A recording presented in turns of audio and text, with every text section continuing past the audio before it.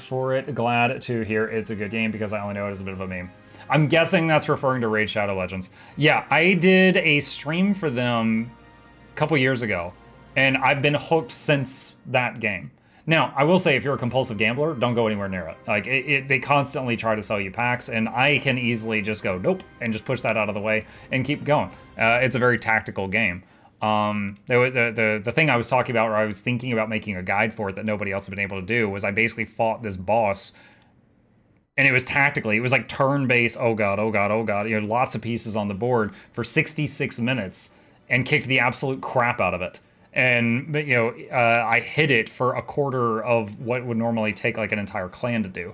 So, you know, that was what I was thinking about. But if it's not for you, that's fine.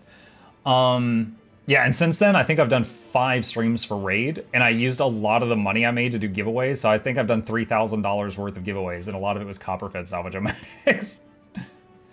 Okay, are you planning on picking up Tiny Tina's Wonderland after watcher? Oh, I'm planning on picking up Tiny Tina's Wonderland after watching your playthrough of it. Hey, if you use my Nexus store for buying that game, if it's on Nexus, you can still add it to your account, and it helps the streamer out at the same time.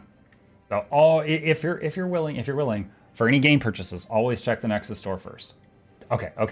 Hashtag ad. How playable is it without being a wallet warrior? It's exactly the same. It's just so okay. Raid is, it's not pay to win. It's pay to maybe fast forward. That's what's kind of funny about it, is you could spend a lot of money on it and get nothing, which is pretty yikes. But so, because you're opening you ever play like Magic the Gathering or a game with booster packs? You're opening booster packs. Yeah, you might get an insane rare. Imagine if you get like a free booster pack every day, but if you throw money at it, you could buy as many booster packs as you want. You might spend $1,000 and get nothing good. So I don't. And 2 years in, I'm a very, very powerful free-to-play player. Anyway, okay, this is getting outside the realm of what I wanted to do here. I'm skimming through. I'm catching up on the Twitch chat right now.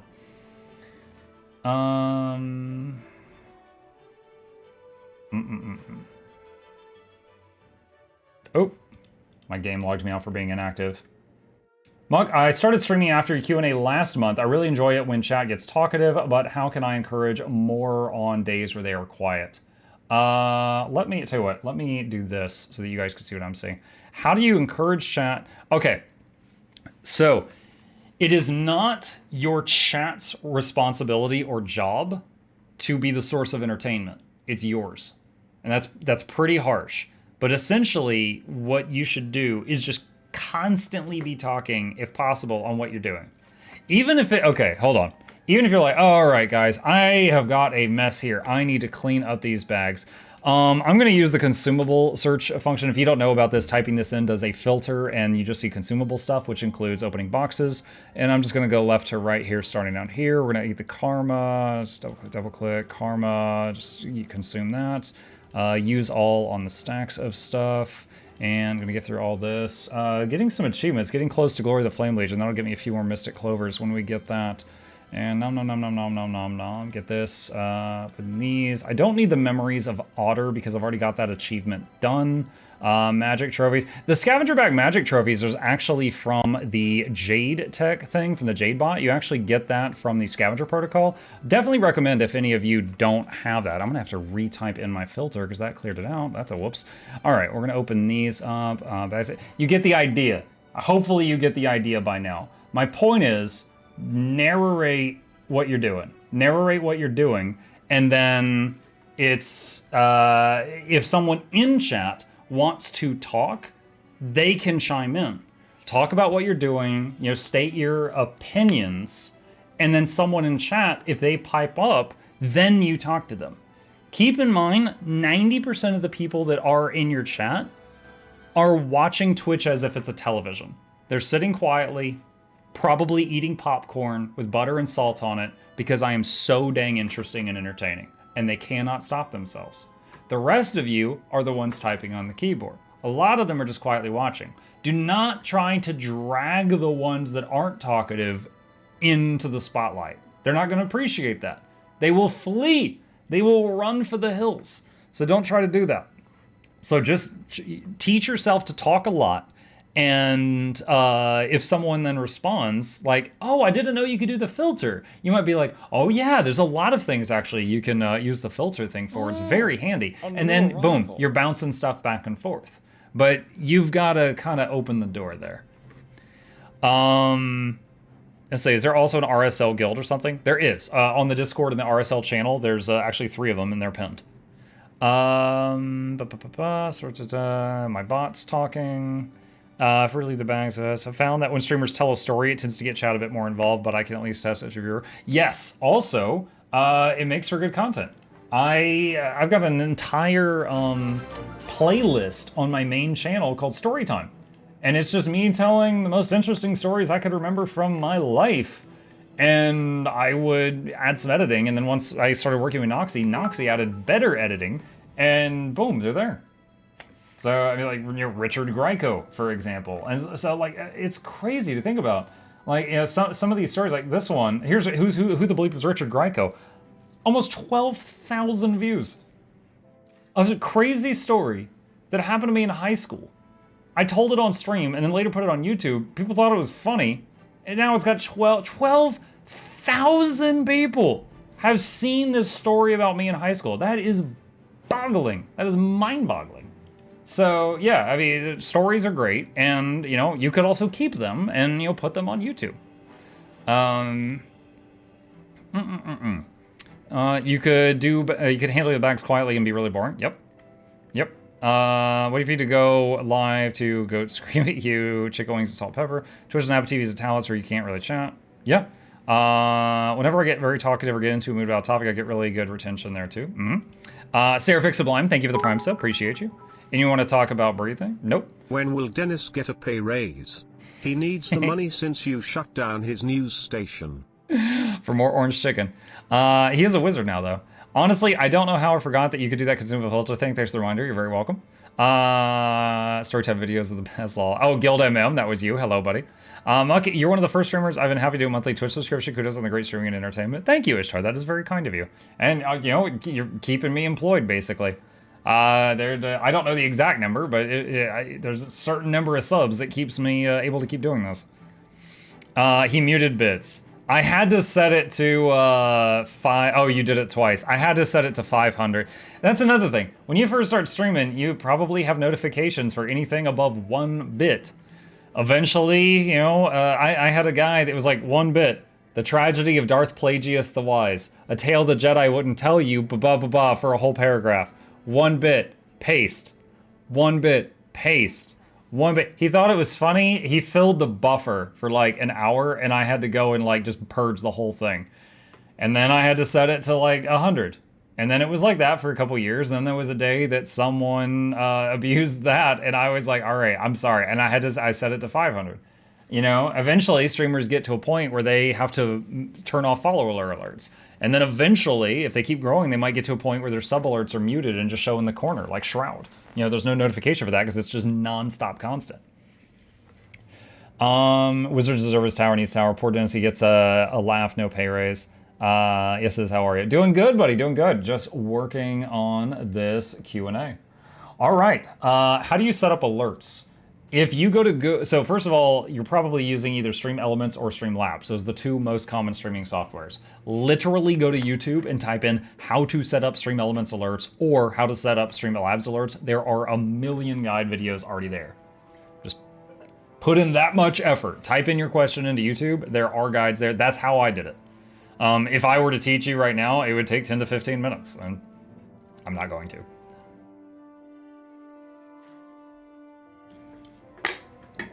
Okay, let's see. Let's go back over to the Discord queue.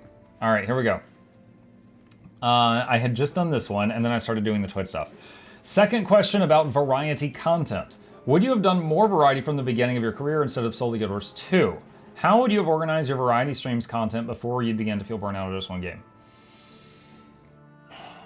I would say if you're a variety streamer from the beginning, it's probably harder to grow. If you think about it, like let's say you see a streamer that you really like watching, and he's playing World of Warcraft, and then the next day he's playing Fortnite. And you're like, wait, what? Do you usually play Fortnite on Tuesdays? And he's like, no, I do variety. And then the next day he's playing Sim City. And you're like, what? I would say the average viewer would bail. They might unfollow at that point. Some would stay, especially if they're very charming or have a very handsome face. Most, I think, would bail. If I had done variety from the beginning, I would probably be a smaller channel than I would guess that my channel would be smaller. I think that I couldn't have done much better than what I did by heavily Guild Wars 2 and then slowly branching out. It is possible, absolutely, to do that from the beginning. There are people that have done it, but most of the big streamers were just doing one thing for a long time, and then maybe they swapped over to, Tim the Tap Man did like, one shooter for a long time, then he swapped to another shooter for a long time. Same with Shroud.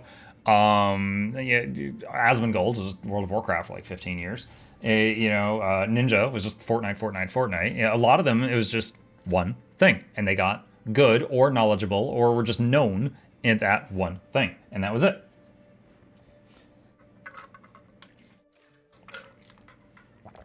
That said, burnout is a real thing. I recently hit some burnout on Guild Wars 2. Still like the game. I still recommend the game to people. I still think it is a great game with thousands of hours of enjoyment, but I played it every single day for 5 hours a day for many years. Yeah. Let's see. Reading Twitch chat. About the music strikes. Long ago, I streamed on Twitch, but I am not a partner, and I did some stream playing games with anime musics. If I would start today on streaming, should I go for Twitch or try YouTube? And would I be worried of getting a ban if I do that, even if I'm not a partner? First of all, being a partner doesn't get you any laxer rules than a non-partner as far as that kind of stuff goes. Like if you're in a partner, you're not allowed to just get away with copyright strikes and stuff. That's not how it works. So I'm not really sure what that has to do with it, unless that's just a misunderstanding. Unrelated to that, you're saying, if I start streaming today, should I start on Twitch or YouTube? If you were starting from square one with zero following, no following at all, today, I would recommend YouTube. Twitch and YouTube both have a lot to fix to become the perfect platform. YouTube stuff to fix is a lot easier. And they just added a form of gifted subs and a form of raids. Once they get that stuff polished, they've got an algorithm that constantly will go out and hunt down viewers that might like you, and they will then serve them your videos. And your streams can become videos that are searchable on all of YouTube when you're offline, whereas Twitch clips just kind of sit there until they die. So that's my answer today. But if you're already established, Arenanet was already well known in the community. So when he started on Twitch, boom, he had 20 average viewers instantly, which to me is insane. It took me 6 months to get to that point. But, he was already established in the community, so he had that already. And if he had started on YouTube, he might not have had that. Okay.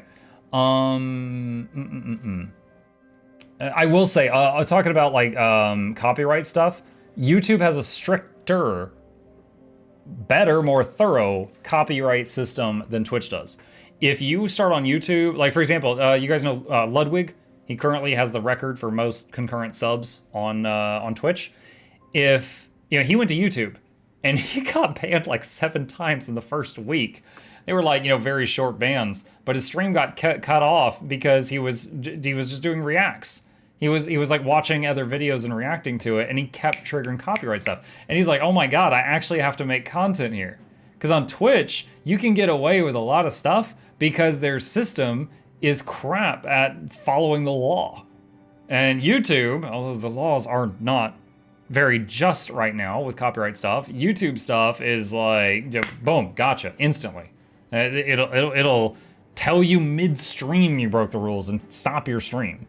Banned a stream guys. Yeah, banned, kicked offline, whatever. They were very short bans. But essentially they were like, yeah, you can't do that, and then they activated him again. Twitch takes 50%. Yes, another thing like that. Yeah, if I get a subscriber on Twitch and they pay $5, I get $2.50.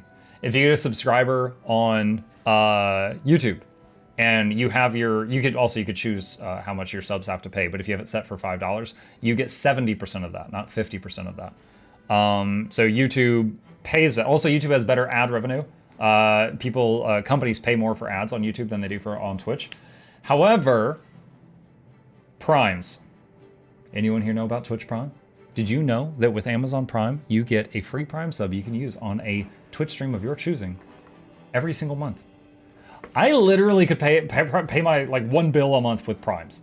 And if I suddenly switch to YouTube, even if 100% of my viewer base swapped over, which would not happen, even if 100% of my viewer base swapped from Twitch to YouTube with me, they would, the Primes would be gone. So that would be a big loss.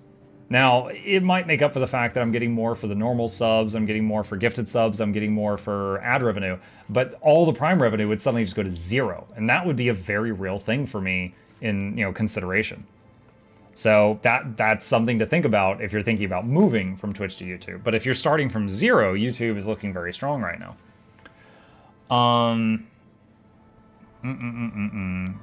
Extension to my second set of questions, would you personally have changed how you grew as a content creator or regret sticking to Guild Wars 2? And do you think it has a cap on how much you can grow in the category? It absolutely has a cap. The entirety, all of Twitch is like 1% or less of YouTube.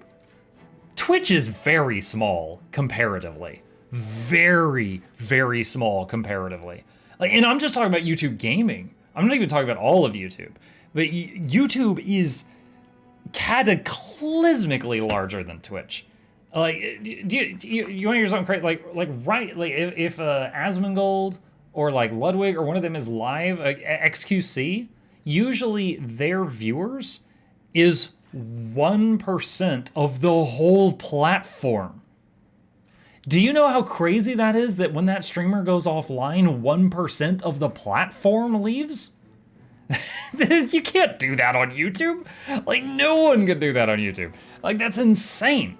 So yeah, YouTube is absolutely crazy. So do you have a cap? Yes. Even if you get really, really, really big on Twitch, it's kind of like the big fish in a small pond scenario. No matter the section you're in. For example, Asmongold spoke openly on this exact subject. And I remember he talked about when he tried Final Fantasy XIV. On Twitch, he had like 50,000 viewers that day. Insane. He put the playthrough on YouTube. The VOD. It's like 5 million views. Millions. If he had streamed that on YouTube also, it would way more. It would have been way more. So yeah, it is absolutely crazy. Absolutely crazy.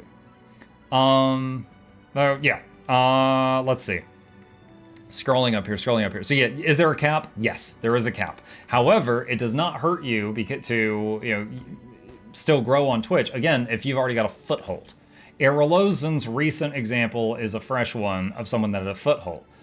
He basically became well known. Pretended to be likable, stuff like that in my community, and then, made cute purple cat emotes, and everyone, ran over to his, and then boom, there we go. He knocked it out of the park. So yeah, you can do that. Daming. I'm actually unclear about the law there. Is a reaction video copyright infringement? I know there's exceptions for things like parodies and reviews, but I don't know about reacts to playthroughs. Okay. That's a tricky subject. So if you react to something and what is the rule? Your content has to be transformative in nature. So if I react to something and I'm just sitting there kind of quietly just watching it, that's not enough. But if I'm constantly pausing and talking and critiquing and reviewing, that's fine. And it's tough to say where the line is drawn. But you have to be adding something to it in your video. Now, that said, you still can't do it if the person who made the first content doesn't want you to. if you did like a reaction to like I don't know, a Marvel trailer and they really didn't want you to, or a Disney trailer and they really didn't want you to, you better run. You better run. Also, again, video games, the music we're hearing in the background right now, Guild Wars 2 paid some orchestra to do that for the Lion's Arch background music. Guild Wars 2 did not pay anyone for the licensing rights for streamers to broadcast it. However, Guild Wars 2 is very nice and said, yeah, you guys can stream it, it's fine. So Guild Wars 2 understands that it probably would help their game more than hurt it to allow streamers to play the game and stream it and not like hunt them down with a shotgun, metaphorically speaking. So, but if they said, we don't want you streaming our stuff, can they legally do that? Yes. Yes, they can. If Guild Wars 2 decided tomorrow that they've got a massive problem with anyone using their music, they could take down like 80% of the videos on my channel and I would be in trouble. I really hope they never do that. There was a guy recently, I think he did, I only know of him through the grapevine. He did Dragon Ball Z related content. And suddenly, what is it, Funimation, or whatever the company is in Japan that makes Dragon Ball Z, they just suddenly like copyright claimed like 3,000 of his videos, like overnight. And you have to fill out pages of forms to get all, oh yeah, Toei, thank you. They have to, he has to fill out pages of forms for each copyright thing that he wants to fight. And there's no way to do it in bulk.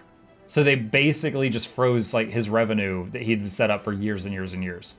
And the crazy thing was that like a lot of the videos, he was talking about Dragon Ball Z, but he didn't actually show any Dragon Ball Z footage. There was nothing to claim there. They just did like, you know, search all DBZ things on his channel and, you know, hunt it down. And they just sent a bot after it. And he screwed. It's just, you know, yeah, a company, no matter the size you are, a company could absolutely crush a creator if they didn't want them there. That, you know, most of them understand though that streamers can get them a lot of sales if, you know, they play together. And that's how you end up with like things like sponsored streams, stuff like that. But yeah, okay. I think I've thoroughly answered that question. Yep, that's basically what I said. So cover infringement if you aren't constructive in the reactions, like as you survive a visit hour. Yep, that's fine. I give all my Bezos money to Mukluk, as you know, that is the correct thing to say. Thank you, Seraphic.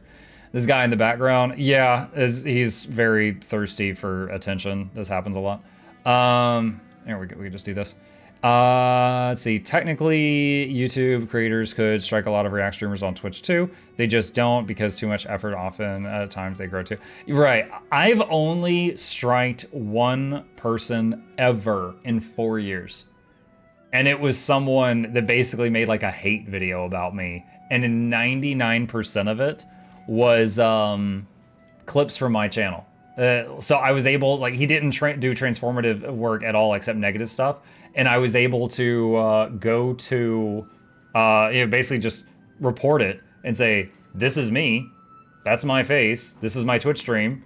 And they're like, all right, can you give us examples? And I was like, this timestamp in this video, this timestamp in my Twitch stream, this timestamp in the video, this timestamp in my Twitch stream. They're like, okay. And then they took it down. And I only did that because the guy was being an absolute a-hole about it. There's tons of other people that have included me in clips and compilations and stuff like that. And I was just like, okay, you know what? It happens. You know? It's just, yeah, they're being a jerk about it. And yeah, I might kick back. But I've literally done it once in 4 years. There's also a request from gets them. YouTube 28B revenue, Twitch 0.4B revenue. 28 billion and versus 0.4 billion, yeah. YouTube's the second biggest search engine. What do you think about reaction content? I think it feels a low effort videos you get for money. I'm very torn on it. Honestly, I think the biggest thing I feel is envy. Dude, imagine being known as like a big reaction streamer. It feels like easy money. Yeah, I've done a couple of reaction videos, like reacting to Guild Wars 2 trailers, like, you know, new Living World seasons and stuff like that. Like new Path of Exile League, things like that. I don't have a problem with them. I sometimes, get responses like that. Like today I posted some lost and random episodes on Mucklet Plays, and some people in the comments were like, oh my god, ever since you started this game, I've been waiting for you to get to this part, and you delivered. I was so happy, smiling from ear to ear, seeing you laugh that hard at what Death said to you on the boat. And they wanted to see my reaction to it. So, I don't have a beef with reaction streamers. It's a type of media that will cater to certain people, and it will not cater to certain other people. And that's it. It's that simple. Like Dr. Disrespects, who went to YouTube from YouTube to Twitch, then back to YouTube again. And they still haven't said why he got kicked off of Twitch, but that's like a whole different thing. I know 3 things about Dr. Disrespect. I know he recorded some people in a bathroom at like a con. He cheated on his wife, and he got sent to YouTube because he was kicked off Twitch and he won't say why, which means it was probably pretty bad. That's it. That's all I know about him. Oh, maybe 4. He's good at shooters. If you're talking about Asmongold, he was never on YouTube. His YouTube channel is actually on a random place. How? They're only marketing his content creators. Most foreigners have heard themselves doing that. If you're going to react, try to do it like Asmongold, not like Hassan. I've only been able to watch like 2 minutes of Hassan. It's not my. It's not my type of content. I don't really enjoy it. Honestly, I don't even watch Asmon that much, but I am subbed to him on YouTube, so I see the stuff he posts, and sometimes I'm like, oh hey, I wonder what he had to say about this. Another former big streamer who to this day still don't know why you got the booty originally got Dr. Disrespect. Nintendo's a couple of strikes for streamers for it's for real. Yep. Angry Joe Show got CBS strikes for his angry review of Halo. They went after him with manual strikes. Oh my god. Yeah, it really sucks because that's another thing. Big companies can crush a creator, no matter the creator's size. Now, if you get to a certain size, you can kind of turn social media against them. But that doesn't mean that you're able to pay your bills the next month. Like you can get everybody angry at Toei for striking down the guy who's just a hardcore Dragon Ball Z fan, but that doesn't mean the Dragon Ball Z fan can pay his bills the next month. So, Nintendo, copyright. It's not exaggerated to say they will hunt you down harder than the IRS. Do you think Arenanet should partner pay huge content creators like Asmongold to play and stream Guild Wars 2 before stream launch so people can come to the game? Arenanet has done sponsored streams, like before End of Dragons. They did a bunch of sponsored streams. It is up to them to decide if they think that paid off.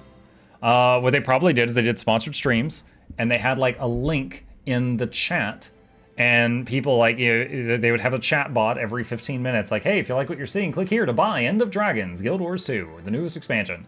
And then they would track how many people use that link and decide if they want to hire them again. That's how it usually works in my experience. So it depends on if they think it's worth it. I have a question. Do you like trains? I like trains. Turtles also. Hoglaw on YouTube has some really good videos about the mess of the copyright streaming. Do you think Guild Wars 2 needs more creators? I think it's up to...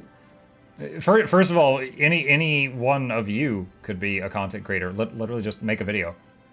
It's that easy. Getting the audience is the harder part, but becoming a content creator is easy. You just make a video. Is this a Q&A? Yes, it is. Do I think Guild Wars 2 needs more content creators? I think it's tough to answer that question. For example, let's say I never became a content creator for Guild Wars 2. Everything I've added to the game has been added. Like, I was not the first purple? I can't talk. I was not the first person or purple to make raid boss guides. They are already in the... I had to watch other people's raid boss guides to learn how to do those raid bosses for me to then make those raid boss guides that I made. What did I do differently?